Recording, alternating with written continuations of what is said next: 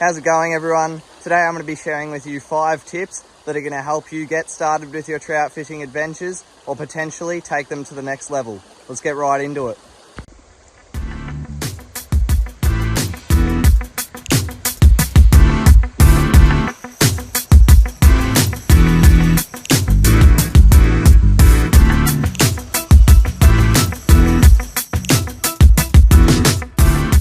Welcome back, everyone. Today I'm situated near the Cathedral Ranges in a little river called Little River. Let's get right into the tips, shall we?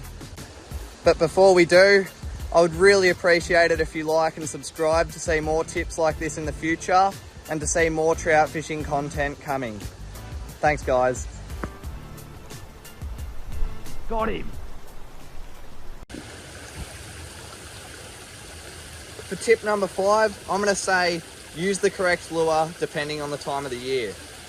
The correct lure in the time of the year is vital and incredibly crucial in catching more fish. Now, what do I mean by using the correct lure for the time of the year? Well, what I mean is you must pick a lure that imitates that of something in the environment, especially when fishing for natural trout, just like I do. So, what I've seen today is that there's not many bugs landing on the surface of the water. Now, what this means for me anyway, is that the bugs are in the water or underneath rocks and things like that. So a good option when you're not seeing too many bugs on top of the water is to use a spinner, because spinners really attract the fish by both a reaction strike and it also looks like a bug. A spinner that I really highly suggest that you use when you're beginning anyway is a size 1 rooster tail. Now, what do I like about the rooster tail? Well, it's got fluff that hangs off the back of it, which imitates many things like crickets, moths, and much more. So maybe you are seeing bugs landing on the top of the water, and maybe a spinner might not be the best option to go for. And because spinning fishermen like myself, we can't really put a fly on top of the water like fly fishermen can. So what I like to do is I like to chuck on a hard body lure or a soft plastic of a sort.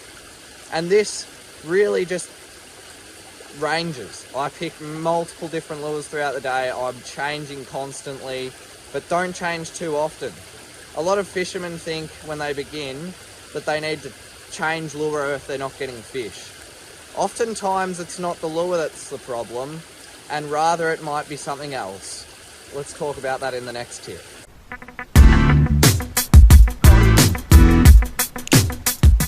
For tip number 4, it is use the correct pound line for the fish that you're targeting. Now, a lot of people have a common misconception, which is chuck on whatever line and chuck on the best lure and that's going to work perfect. I'll tell you right now, that is not exactly how it works. You need to use a pound line that complements that of the trout that or the species of fish that you're going for. For instance, if I was going for gummy sharks, I'm not going to use 8-pound line. I'm going to use something more like 60-pound line or more, you know. Or if I'm going for trout, I'm not going to use 60-pound line. They're only small fish. I rather use 8 or 6-pound line. Now, as for what type of line you should use, there's multiple different brands out there and it can oftentimes be super confusing. Monofilament, you know, all this other stuff, braid, fluorocarbon. For me, I just use standard Maxima Ultra Green monofilament, and that works perfect. I use 8-pound line for all of my fishing, and it works an absolute treat. The fish can't see it, and it directs all of their attention to the lure that you're using. On to tip number 3.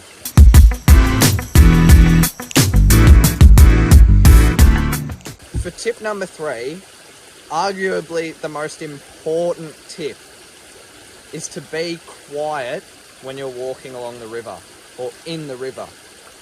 Now, a lot of fresh fishermen or new fishermen, they get into the hobby, they chuck on some gumboots or some waders and they stomp in the water and they, throwing rocks into the water and whatever.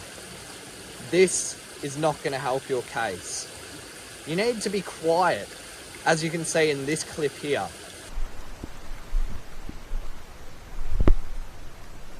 Now, if you see in that clip, I'm being very quiet and very steady with my movements.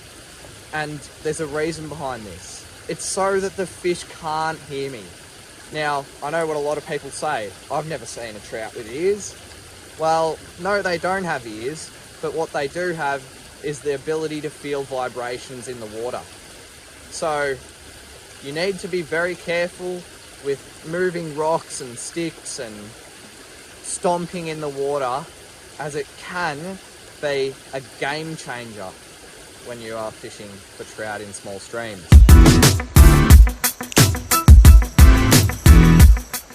Now, it's all good and well if you're walking along the stream nice and quietly and you've got a good lure on, you've got good pound line, but what's left, you might be asking?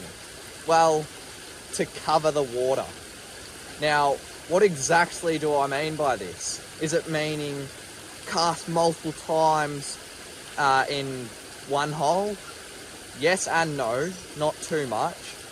So essentially what I'm getting at is that you might be given a hole and you have to fish the lot of the hole, all of it, all of the water, starting from the left hand side, working your way across to the right side and going back.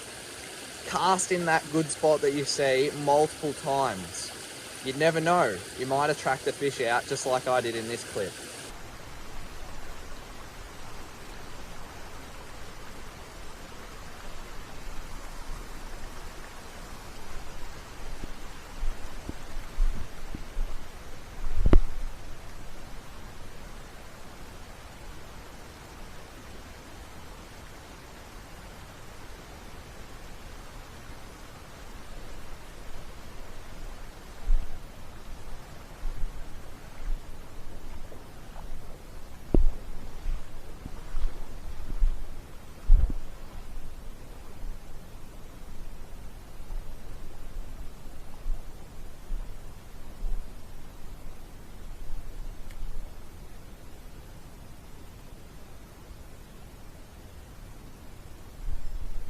Got him.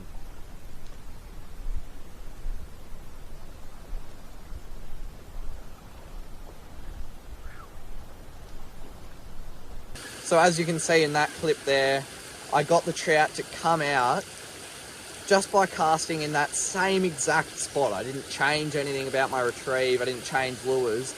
I literally cast in the same spot twice and that trout came out and had a crack at my lure.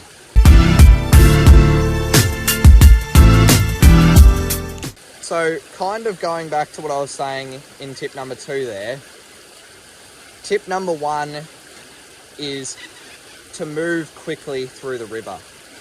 Now, this might be confusing and contradicting what I just said, and yes, I'm aware of that.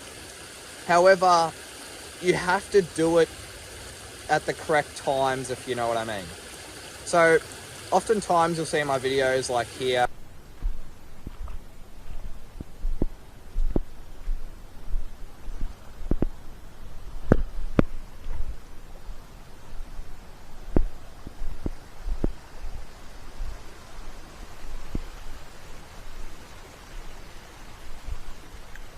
I skip past water, or I might make one cast in and move upwards.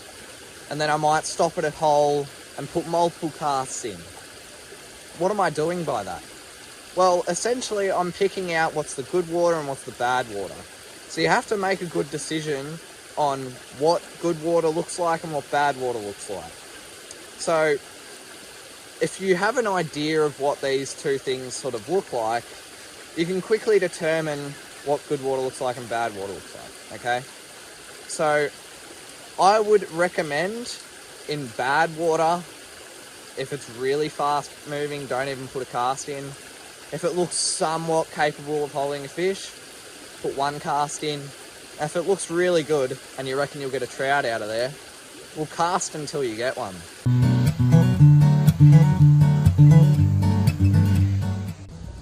Alright folks, that's going to wrap up today's video. I really hope you guys enjoyed, and today I've given you 5 tips and tricks to help you get started on your trout fishing adventures or potentially take them to the next level. If you did enjoy this, please like and subscribe and comment down below if you found this helpful at all.